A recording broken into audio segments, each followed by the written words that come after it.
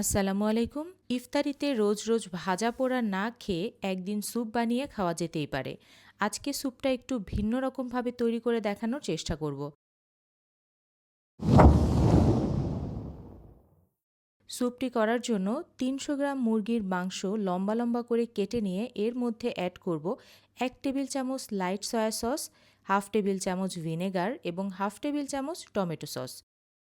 আরও যাবে ১ চা চামচ সাদা গোলমরিচের গুঁড়া, পরিমাণ মতো লবণ এবং একটা ডিমের সাদা অংশ।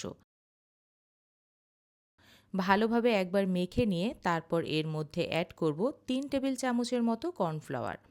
এটা খুব ভালোভাবে মেখে পাশে রেখে দিয়ে চলুন স্যুপ রান্নাতে চলে যাব। আজকের স্যুপ রান্নায় স্যুপের উপকরণ নিয়ে খুব একটা ঝামেলা করব না, এ কারণে ম্যাগি হেলদি স্যুপ ব্যবহার করব। থাই ফ্লেভারের এই স্যুপটা ঠিকঠাক মতো রান্না করতে পারলে একেবারে রেস্টুরেন্টের স্বাদ বাড়িতেই পেয়ে যাবেন। ৪ জনের জন্য স্যুপ বানাবো, এ কারণে ২টা প্যাকেট আমার ব্যবহার করতে হবে।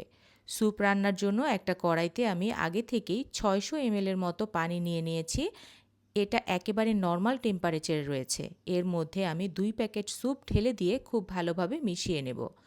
অন্য একটা কাপে আমি আরও ১৫০ ml এর মতো পানি নিয়েছি। এবার এর মধ্যে দিয়ে দিব ১ টেবিল চামচ লাইট সয়া সস, ১ টেবিল চামচ ভিনেগার এবং ১ টেবিল চামচ টমেটো সস। ২টা ডিমের কুসুম ব্যবহার করব। আমি হাঁসের ডিমের কুসুম ব্যবহার করছি। আপনারা চাইলে মুরগির ডিমের কুসুমও ব্যবহার করতে পারবেন। সাথে ১ চা চামচের মতো চিনি মিশিয়ে এটাকে খুব ভালোভাবে মিশিয়ে নিতে হবে। এরপর গোলানো স্যুপের মধ্যে এই মিশ্রণটা অ্যাড করে দিয়ে চুলাটাকে অন করে দিব এবং মিডিয়াম আর লোয়ের মাঝামাঝি আঁচ রেখে এই স্যুপটা জাল হতে দিয়ে দিব। অবশ্যই একটু পরপর নাড়াচাড়া করবেন, তা না হলে কিন্তু আবার তলায় বসে যেতে পারে। স্যুপটা হতে থাকুক, চলুন যে মাংসটা রেডি করেছিলাম সেটাকে রান্না করার ব্যবস্থা করি। তেল গরম করে নিয়ে তারপর মাংসের টুকরাগুলো অল্প অল্প করে দিয়ে ভেজে কিছুটা ক্রিস্পি টাইপের করে তারপর তুলে নেব। এই রান্না করা মাংসটা দিয়ে আপনারা চাইনিজ রেস্টুরেন্টের কমপক্ষে আরও ৩-৪টা আইটেম বানাতে পারবেন। আমি তো আরও বেশি বাড়িতে তৈরি করি।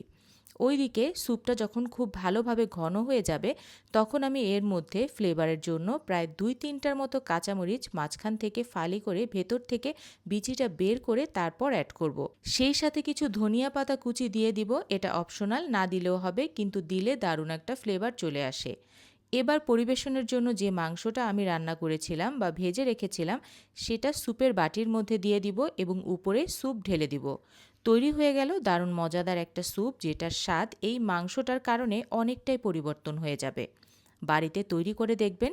শুধু রমজান মাস না, যে কোনো বিকেলের নাস্তায় বা অতিথি আপ্যায়নে খুব সহজেই পরিবেশন করতে পারবেন। ভালো থাকবেন। ধন্যবাদ।